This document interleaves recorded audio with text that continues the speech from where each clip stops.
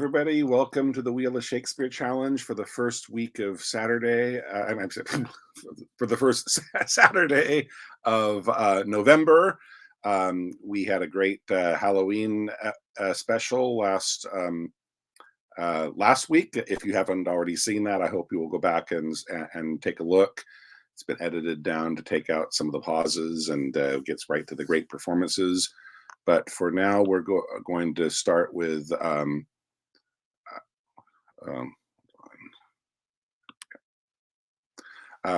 we'll start with our regular monologues round. We have myself, John, Alex, Ted, Bill, and Maggie with us here today. And Bill is up first, according to the random selection of order. Bill will go first, and then John is on deck. We'll go after Bill. Bill, you're up. Let me bring up the wheel. See what Bill is going to be performing today.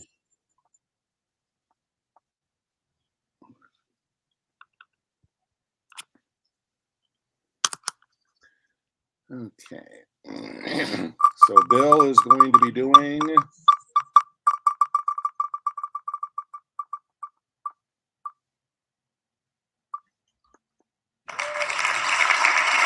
the player king, Pyrrhus.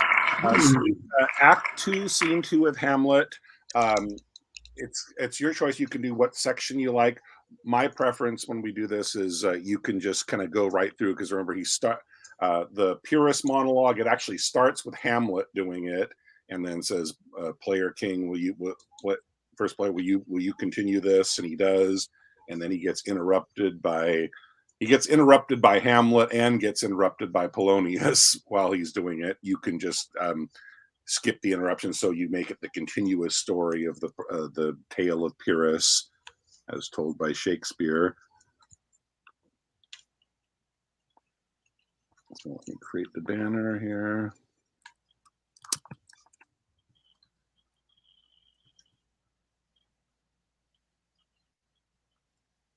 Okay, so I can ignore the interruptions. Is that it? Yeah, that's what I say. Make it so that you don't interrupt the narrative of telling the story of Pyrrhus, which again starts with Hamlet, and then he says, "You continue it," and the player goes on with it. Then he gets interrupted by Polonius. Just like continue the story continuously as if you weren't being interrupted by Polonius. So okay, you found it. You're ready to go. Yes. Okay, so take it away. Anon he finds him striking too short at Greeks. His antique sword, rebellious to his arm, lies where it falls, repugnant to command, unequal matched. Pyrrhus at Priam drives, enraged, strikes wide, but with the whiff and wind of his fell sword, the unnerved father falls. Then, senseless Ilium, seeming to feel this blow with flaming top, stoops to his base and with a hideous crash takes prisoner Pyrrhus's ear. For lo, his sword, which was declining on the milky head of Reverend Priam, seemed in the air to stick. So as a painted tyrant, Pyrrhus stood, and like a neutral to his will and matter, did nothing. But as we often see against some storm, a silence in the heavens, the rack stood still. The bold winds speechless, and the orb below is hush as death. Anon the dreadful thunder doth rend the regions. So after Pyrrhus's pause, aroused vengeance sets him new a work. And never did the Cyclops' hammer fall on Mars' armor, forged for proof etern, with less remorse than Pyrrhus's bleeding sword now falls on Priam. Out, out, thou strumpet fortune! All you gods in general synod, take away her power, break all the spokes and fellies from her wheel, and bowl the round nave down the hill of heaven, as low as to the fiends. Run barefoot up and down, threatening the flames with bison rheum, a clout upon that head where late the diadem stood, and for a robe about her lank and o'er-teamed loins, a blanket in the alarm of fear caught up. Who this had seen with tongue in venom steeped against fortune's state would treason have pronounced. But if the gods themselves did see her then when she saw Pyrrhus make malicious sport in mincing with his sword her husband's limbs, the instant burst of clamor that she made, unless things mortal moved them not at all, would have made milch the burning eyes of heaven and passion in the gods. See. Okay, very nice. Thank you. Okay, so John, you're up next, and then Ted is on deck. Ted will perform after John. But first, you're going to see John do.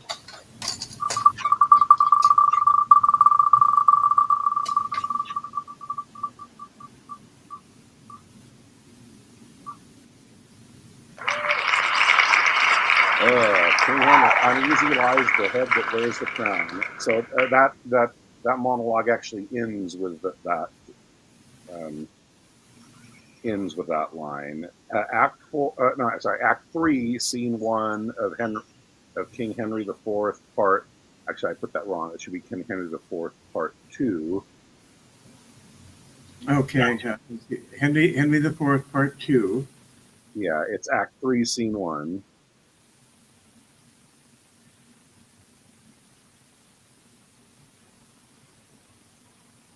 Okay. It's near the end, you say?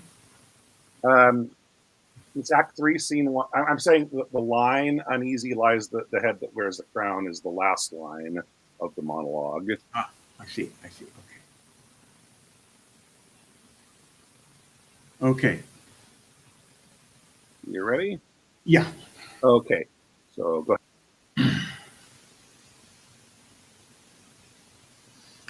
How many thousand of my poorest subjects are at this hour asleep? O sleep, O gentle sleep, nature's soft nurse. How have I frighted thee, that thou no more wilt weigh my eyelids down and steep my senses in forgetfulness? Why rather, sleep, liest thou in smoky cribs, upon uneasy pallets stretching thee and hushed with buzzing night flies to thy slumber, than in the perfumed chambers of the great, under the canopies of costly state, and lulled with sound of sweetest melody? O thou dull god, why liest thou with the vile in loathsome beds, and leavest the kingly couch a watch case or a common laram bell? Wilt thou upon the high and giddy mast steal up the ship boy's eyes, and rock his brains in cradle of the rude imperious surge, and in the visitation of the winds, who take the ruffian billows by the top, curling their monstrous heads and hanging them with deafening clamor in the slippery clouds, that with the hurly death itself awakes? Canst thou, O partial sleep, give thy repose to the wet sea boy in an hour so rude, and in the calmest and the most stillest night, with all appliances and means to boot, deny it to a king? Then happy low, lie down. Uneasy lies the head that wears a crown.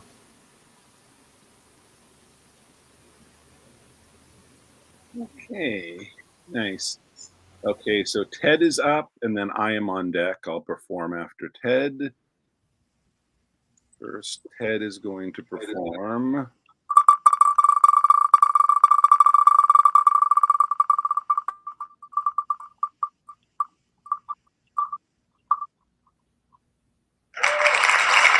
A chapter of the serpent's teeth.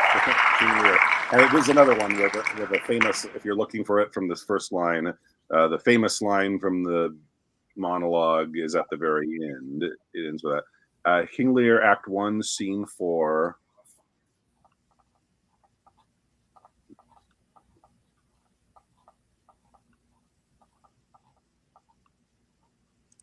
It's after the Fool. I think so. Yeah. I'm still trying to find it.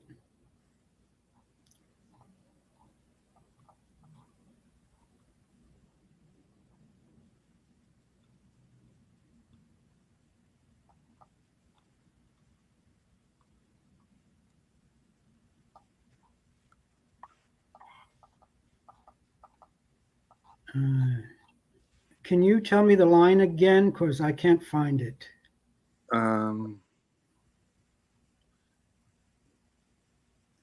You mean the line that ends the monologue?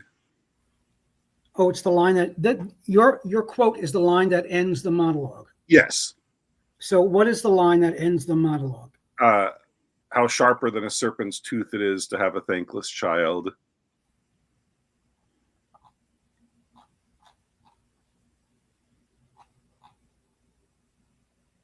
Okay.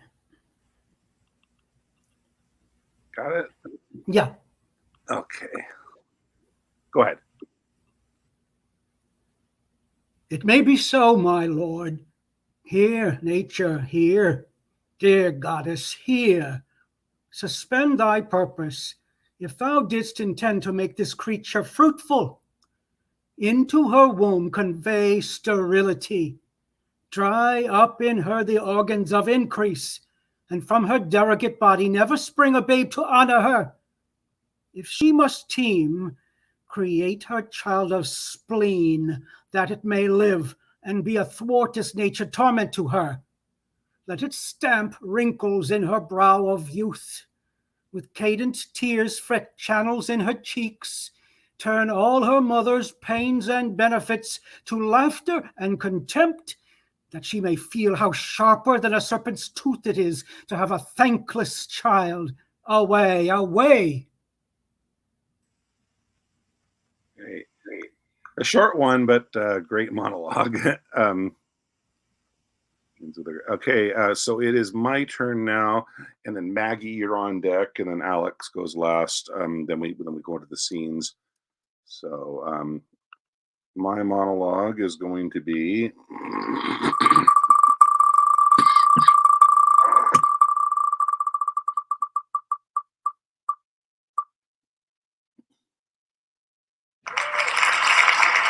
Now is the winter of our discontent.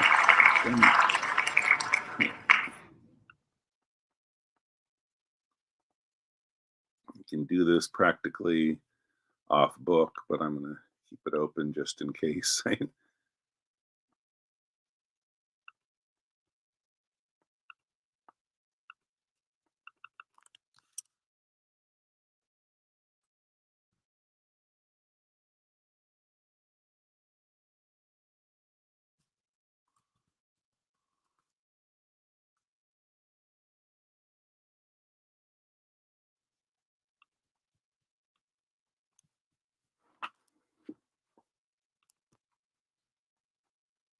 Now is the winter of our discontent, made glorious summer by this sun of York, and all the clouds that lowered upon our house in the deep bosom of the ocean buried.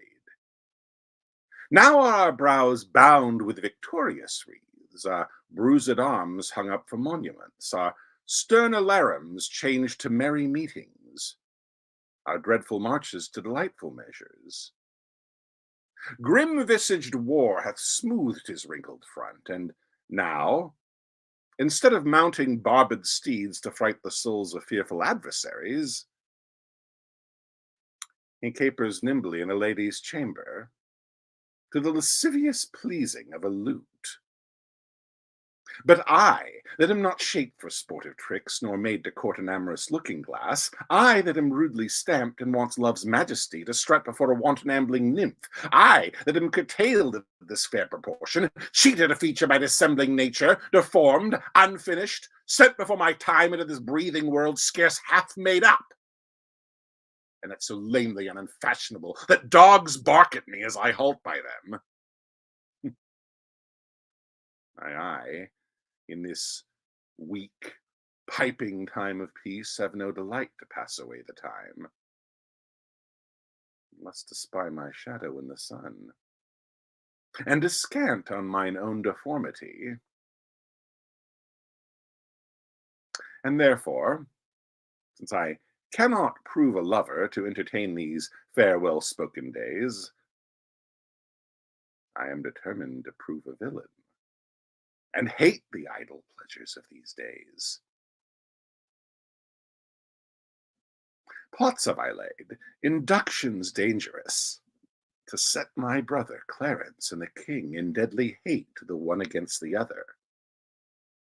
And if King Edward be as true and just as I am subtle, false, and treacherous, this day should Clarence closely be mewed up about a prophecy which says that G of Edward's heirs the murderer shall be. Dive thoughts down to my soul. Here Clarence comes. Okay. That's always a fun one. Maggie, you're up. Yes. Okay, so let's see what Maggie's going to do, and then Alex is on deck, and then we're going to go to scenes.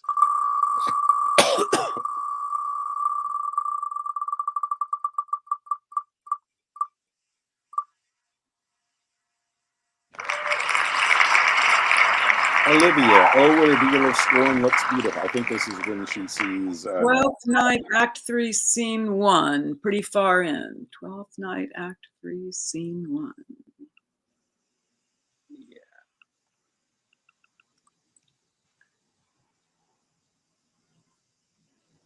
Okay. Is this after Viola has left? Or I think it might be when she. Oh, I see it on a side while she's still on stage, but I think it's after she's left when she's delivered. It's real tiny. It's pretty tiny. Okay. Yeah. So you got it? Yes. Okay. So go ahead. Okay. Oh, what a deal of scorn looks beautiful in the contempt and anger of his lip. A murderous guilt shows not itself more soon than love would seem hid. Love's night is noon. A Cesario, by the roses of spring, by maidhood, honor, truth, and everything, I love thee so, that maugre all thy pride, nor wit nor reason can my passion hide. Do not extort thy reasons from this clause, for that I woo, thou therefore hast no cause, but rather reason with reason fetter. Love sought is good, but given unsought, better.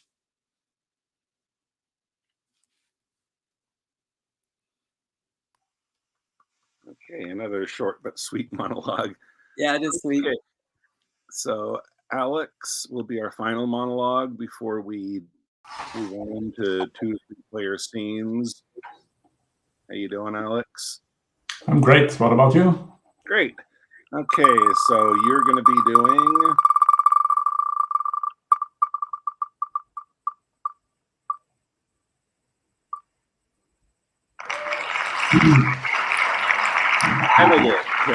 I do much. It's the top of the scene. Act 2, scene 3. Actually, no, it's not the top. There's that one. That one ridiculous part. God knows why they put it in. I'll bet it was the son or nephew of one of the players they had to create a role for, having that little boy come in and fetch him something, and that's the entirety of his role. I do much wonder this one, right? Yeah. So let me create the banner for you.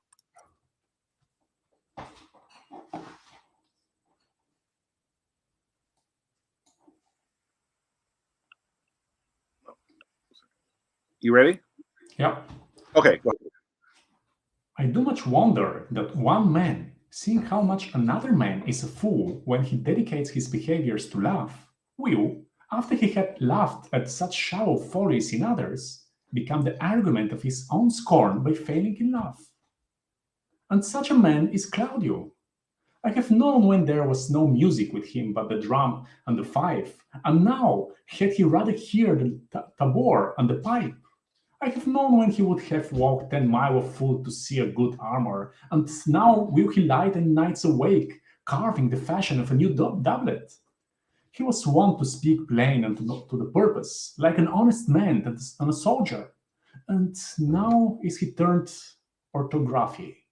His words are a very fantastical banquet, just so many strange dishes. May I be so converted and see with these eyes? I cannot tell. I think not. I will not be sworn, but love may transform me to my oyster. But I'll take my oath in it. Till he have made an oyster of me, he should never make me such a fool. One woman is fair, yet I am well. Another is wise, yet I am well. Another virtuous, yet I am well. But till all grace be in one woman shall not come in my grace. Rich she shall be, that's certain, wise or I'll none. Virtuous or I'll never cheapen her. Fair or I'll never look on her. Mild or come not near me. Noble or not for an angel. Of good discourse, an excellent musician, and her hair shall be of what color it pleases God. Ha ha! The prince and Monsieur Love, I will hide me in the arbor. And scene. Okay, nice. So yeah, I was saying I said something else wrong when I said that's the top of the scene, and I realized there's that one little bit. When I see stuff like that, when you see stuff like that, a character that is written in, he says, "Go get me a book," and the little boy goes gets it, and that's the entirety of his character. These days it's hard to imagine how any theater could produce something where they wrote it with such a throwaway role as that. That you have to imagine it was somebody that Shakespeare owed them a favor and had to write a part for them. I don't know, just imagining. Okay, so we will now spin for the short scenes. And here's the change I'm going to do. Is I realize if you check out the video that was uploaded from last week's stream, I cut a lot. There was a lot of dead space and so forth. I cut it out so that when people watch the Halloween special, they can see stuff without interruption. They can get right to the scenes. I just realized it's not just there. It really was pronounced during the Halloween special, but it's I wanted to spin the names to see who's going to get the first choice, but to add the wheel aspect to it. But it's just slowing things down, going back and forth between the wheel to spin what they're going to do and then who's going to choose. So I'm just going to have the order in which people choose their roles, like the order in which they perform, be another thing that's predetermined. And I'll just say that the order we went in down the list for who performed their monologue, we'll just go in the reverse order for who chooses the roles. So Alex will get the first choice, Maggie will get the second choice among the roles that come up now when we spin the wheel. So hope that's acceptable to everybody. I just think that it slows things down too much, and we still get the drama of the wheel. We don't know what scene is going to come up, but we'll have already randomly determined the order of who's going to choose from those scenes. So anyway, the first scene that we're going to do together will be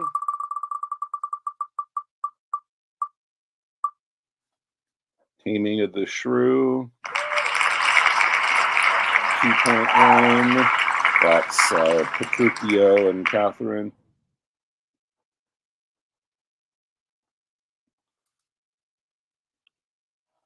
So Petruchio and Katherine in Act 2, Scene 1 of Taming of the Shrew. I think that's the scene where they first meet.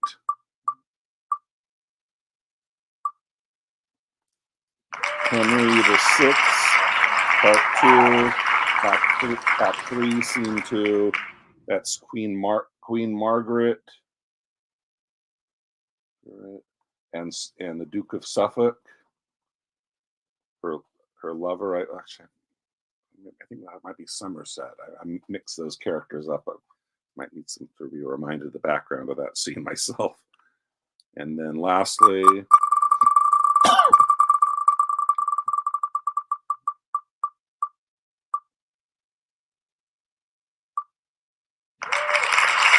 Antony and Cleopatra. Act 1, Scene 3. Antony and Cleopatra. Okay.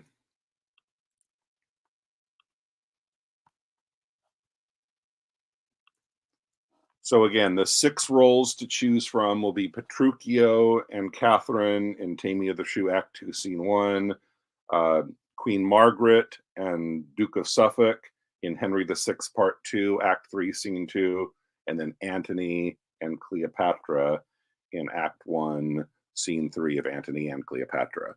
And then Alex, so Alex gets the first choice. What would you like to be? Petruchio, please. Petruchio. And then Maggie, what would you like to be?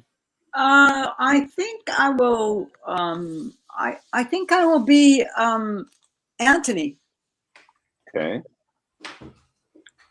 And then I will, let's see, I'll take Duke of Suffolk in the Henry VI scene. I'll take Duke of Suffolk. Ted, what would you like? Margaret, Queen Margaret. Okay. A lot of gender bending here. There's only female roles left and only men left to choose. John.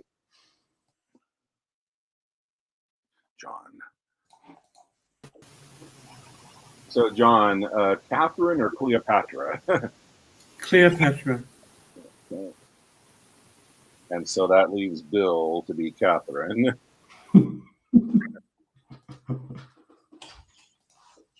Okay.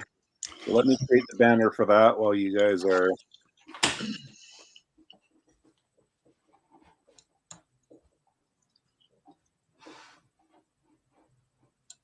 I don't think it's the top of the scene. I think there's the idea of east to It's over the middle. Excuse me? It's at the middle, almost. Middle. Yeah, just both of you let me know when you're ready to go, and I'll take myself out of the stream. What would be the first line? I will attend her here.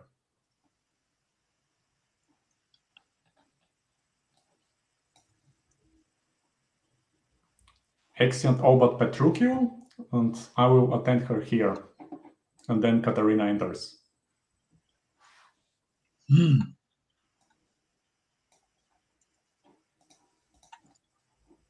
Act 2, Scene 1.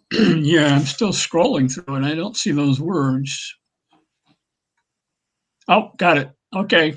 All right. Carry on. Okay. I will attend her here and woo her with some spirit when she comes. Say that she rail. Why then I'll tell her plain. She sings as sweetly as a nightingale. Say that she frown. I'll say she looks as clear as morning roses newly washed with dew. Say she be mute and will not speak a word. Then I'll commend her volubility and say she uttered piercing eloquence. If she do bid me back, I'll give her thanks, as though she bid me stay by her a week. If she deny to wed, I'll crave the day when I shall ask the banns and when be married. But here she comes, and now, Petruchio, speak. Good morrow, Kate, for that's your name, I hear. Well, you have heard, but something hard of hearing. They call me Katharina, but you talk of me. You lie, in faith, for you are called plain Kate, and bony Kate, and sometimes Kate the Cursed.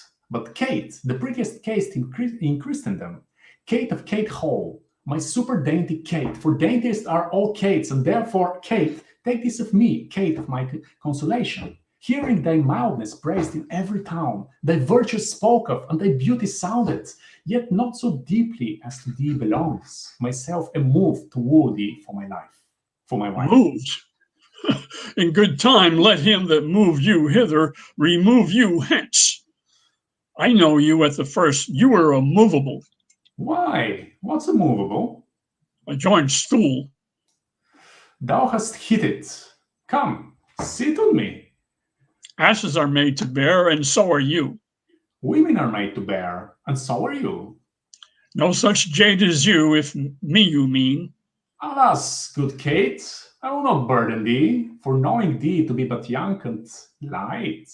Too light for such a swain as you to catch, and yet as heavy as my weight should be.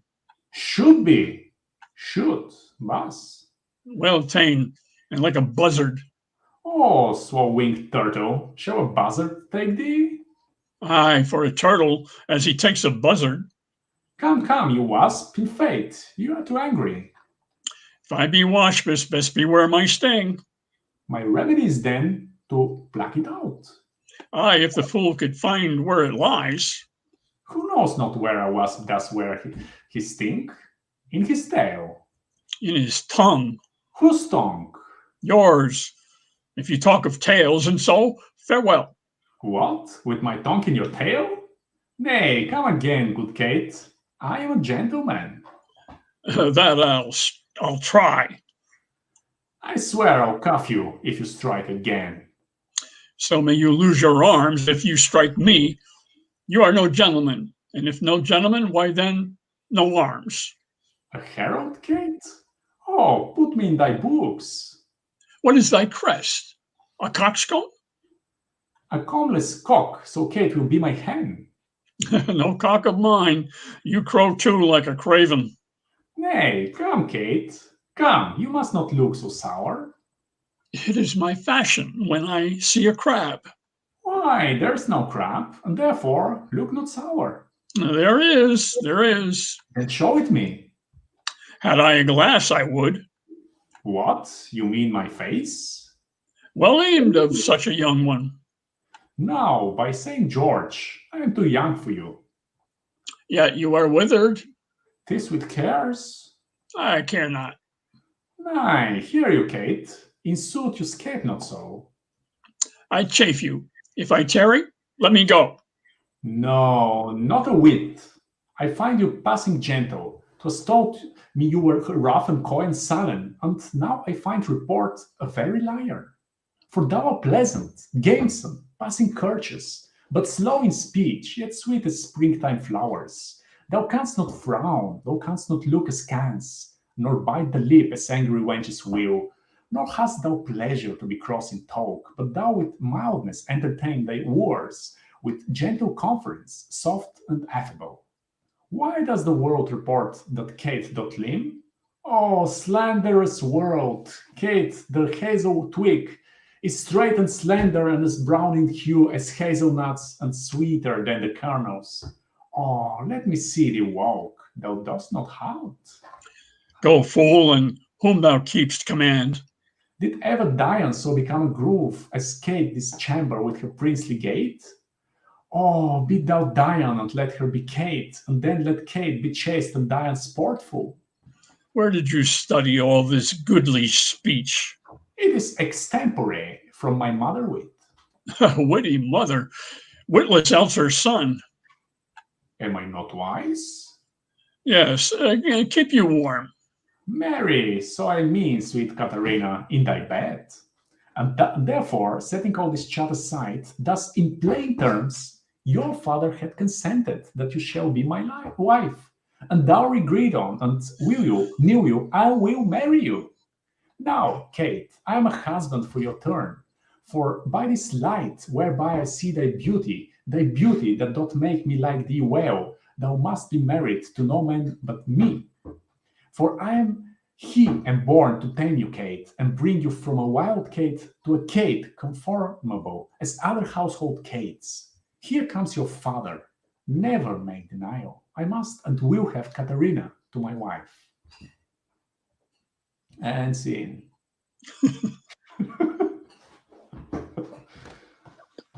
Okay, nice. Okay, now we have Duke of Suffolk and Queen Margaret. While Alex and Bill were performing, I took a minute to look it up because even I had forgotten the context of this scene. So this is the Duke of Suffolk, who I believe was Margaret's lover, the Queen, and they were, and he's one of many people that was plotting against one of the regent, I think you call it, the king when he's not old. He became king when he was just an infant. But so his uncles, the brothers of King Henry V, were really the ones in charge. Duke of Gloucester and Suffolk was one of the many people plotting against the Duke of Gloucester, who was not the king, but the king's uncle, who had the real power. And the scene. This is the end of the scene that starts with the news that the Duke of Gloucester has been murdered. Suffolk had a hand in it. And now I think Duke of Suffolk finds out to his horror that the king himself has now gotten old enough to take charge of things himself. And the Duke of Suffolk has been banished as a result of this. And Margaret, I think because he's having an affair with the queen, they're having to part at the end of the scene because Suffolk's just been banished because of his role in the death of the king's uncle. And it's going to say, we'll start with exit all but Queen Margaret and Suffolk. And also, I took a look at this while they were doing the last scene. I saw there's one other character, a servant character, I think it's Vaughn or something that starts with a V, comes in, they refer to him, then he leaves. We'll just cut that so we can not break the continuity. It's going to start from with exit all but Queen Margaret and Suffolk. And Margaret starts with, have you found that place, Ted? You ready to go with it? Mischance and sorrow go along? Yeah, mischance and sorrow. That's where we'll start. Mischance and sorrow go along. Okay, so you're ready? Yes. Okay, go ahead and start. Mischance and sorrow go along with you. Heart's discontent and sour affliction be playfellows to keep you company. There's two of you, the devil make a third, and threefold vengeance tend upon your steps. Cease, gentle queen, these execrations, and let thy Suffolk take his heavy leave. Fie, coward woman and soft-hearted wretch, hast thou not spirit to curse thine enemy? Plague upon them. Wherefore should I curse them? Would curses kill as doth the mandrakes groan? I would invent as bitter searching terms as cursed, as harsh as horrible to hear, delivered strongly through my fixed teeth, full as many signs of deadly hate as lean-faced envy in her loathsome cave. My tongue should stumble in mine earnest words, mine eyes should sparkle like the beaten flint, mine hair be fixed on end, as one distract. Every joint should seem to curse and ban, and even now my burden's heart would break. Could I not curse them? Poison be their drink. Gall worse than gall, the daintiest that they taste, their sweetest shade a grove of cypress trees. Chiefest prospect murdering basilisks, their softest touch as smart as lizard's sting, their music frightful as the serpent's hiss, and boding screech owls make the concert full. All the foul terrors in dark-seated hell. Enough, sweet Suffolk, thou torments thyself. And these dread curses, like the sun against glass, or like an overcharged gun, recoil and turn the force of them upon thyself. You bade me ban, and will you bid me leave? Now, by the ground that I am banished from, well, could I curse away a winter's night, though standing naked on a mountain top, where biting would never let grass grow, and think it but a minute spent in sport. Oh, let me entreat thee cease. Give me thy hand, that I may dew it with my mournful tears, nor let the rain of heaven wet this place, to wash away my woeful monuments. Oh, could this kiss be printed in thy hand, that thou mightst think upon these by the seal through whom 1,000 sighs are breathed for thee? So, get thee gone, that I may know my grief. 'Tis but surmised whiles thou art standing by, as one that surfeits thinking on a want. I will repeal thee, or, be well assured, adventure to be banished myself, and banished I am, if but from thee. Go, speak not to me, even now be gone. Oh, go not yet. Even thus 2 friends condemned brace and kiss and take 10,000 leaves. Loather 100 times to part than die. Yet now farewell, and farewell life with thee. Thus is poor Suffolk 10 times banished, once by the king, and 3 times thrice by thee. 'Tis not the land I care for, wert thou thence. Wilderness is populous enough, so Suffolk had thy heavenly company. Where thou art, There is the world itself, with every several pleasure in the world. And where thou art not, desolation. I can no more. Live thou to joy thy life. Myself no joy in naught but that thou livest. Whither goes thou so fast? What news, I prithee? Go tell this heavy message to the king. Ay me, what is this world? What news are these? But wherefore grieve I at an hour's poor loss, omitting Suffolk's exile, my soul's treasure? Will I only Suffolk, mourn I not for thee? And with the southern clouds contend in tears, theirs for the earth's increase, mine for my sorrows. Now get thee hence. The king thou knowest is coming. If thou be found by me, thou art but dead. If I depart from thee, I cannot live, and in thy sight to die. What were it else but like a pleasant slumber in thy lap? Here could I breathe my soul into the air, as mild and gentle as the cradle babe, dying with mother's dug between its lips. Where from thy sight I should be raging mad, and cry out for thee to close up mine eyes, to have thee with my lips to stop my mouth, so thou either turn my flying soul, or I should breathe it so into thy body. And then it lived in sweet Elysium. To die by thee were but to die in jest. From thee to die were torture more than death. Oh, let me stay, befall what may befall. Away! Thou parting be a fretful corrosive. It is applied to a deathful wound. To France, sweet Suffolk, let me hear from thee. For wheresoe'er thou art in this world's globe, I'll have an iris that shall find thee out. I go. And take my heart with thee.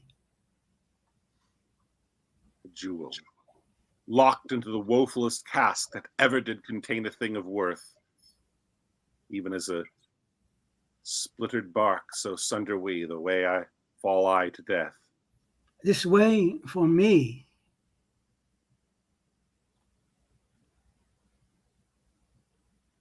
Okay, that was interesting. It seemed okay, and we'll close with Antony and Cleopatra in Act 1. See, that's Maggie and John. Have you both found the scene where it starts from? Are you ready to go? I think so. Starting where it says, enter Mark Antony, right, John? Yes, Okay, take it away. All right. I am sick and sullen. I'm sorry to give breathing to my purpose. Help me away, dear Charmian. I shall fall. It cannot be thus long. The sides of nature will not sustain it. Now, my dearest queen. Pray you, stand further from me. What's the matter? I know by that same eye there's some good news. What says the married woman? You may go. But she had never given you leave to come. Let her not say 'tis I that keep you here. I have no power upon you. Hers you are. The gods best know. Oh, never was there queen so mightily betrayed. Yet at the first I saw the treasons planted. Cleopatra. Why should I think you can be mine and true, though you in swearing shake the throned gods, who have been false to Fulvia? Righteous madness to be entangled with these mouth-made vows which break themselves in swearing. Most sweet queen. Nay, pray you, seek no color for your going, but bid farewell and go. When you sued staying, then was the time for words. No going then. Eternity was in our lips and eyes, bliss in our brows, bent, none our part so poor, but was a race of heaven. They are so still, or thou, the greatest soldier of the world, art turned the greatest liar. Come now, lady. I would I had thy inches. Thou shouldst know there were a heart in Egypt. Hear me, queen. The strong necessity of time commands our services a while, but my full heart remains in use with you. Our Italy shines o'er with civil swords. Sextus Pompeius makes his approaches to the port of Rome. Equality of two domestic powers breeds scrupulous faction. The hated, grown to strength, are newly grown to love. The condemned Pompey, rich in his father's honor, creeps apace into the hearts of such as have not thrived upon the present state, whose numbers threaten, and quietness, grown sick of rest, would purge by any desperate change. My more particular, and that which most with you should safe my going, is Fulvia's death. Though age from folly could not give me freedom, it does from childishness. Can Fulvia die? She's dead, my queen.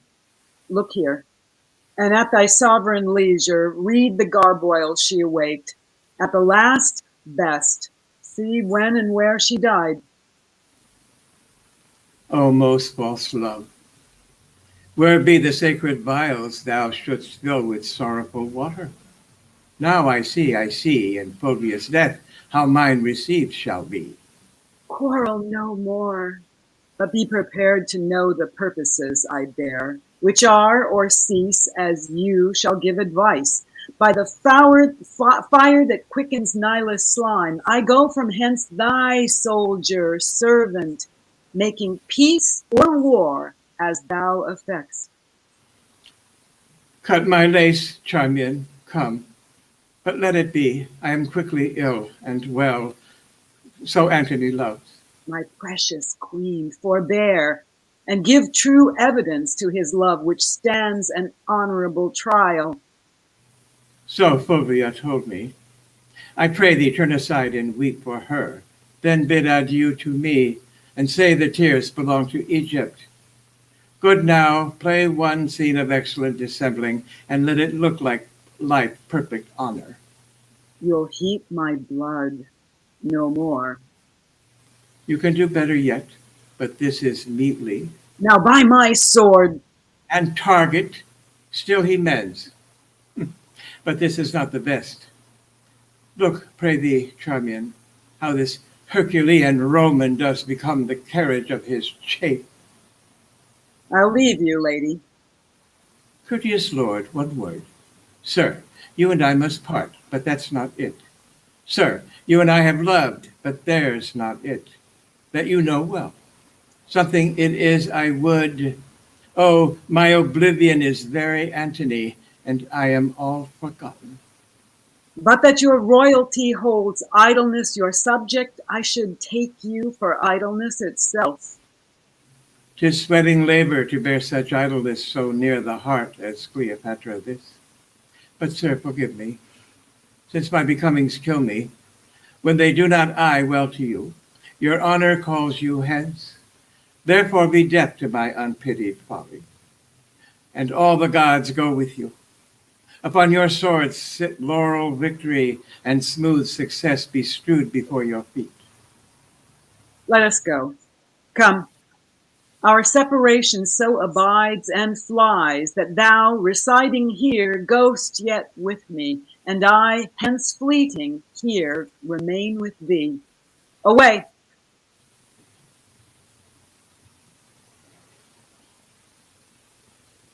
Hey, nice. So we had a shorter game than usual because a lot of people were absent today. But we had some good performances from the people that did show up. And before we I'll see you guys back same time next week. However, if anybody else has any announcements, I remember Bill said he had an announcement of something that he wanted to invite people to watch. So, Bill, do you want to make your announcement about before we wrap up? Unfortunately, I misunderstood. Tomorrow at 2 p.m. In Coronado, California, which is the island off of San Diego, we're going to have the mock trial of Brutus. I thought it was going to be simultaneously live and online. I was wrong. It's going to be live at 2 p.m. and then the next day the video will be released. Oh, okay. Sorry. Well, at least by this time next week, I'm sure you'll have the video. So yeah, you can you can make your announcement again next week when the link to see the video, even though they can't see it live. I'm sure it'll be something. Yeah, just for a moment, I just realized I might have.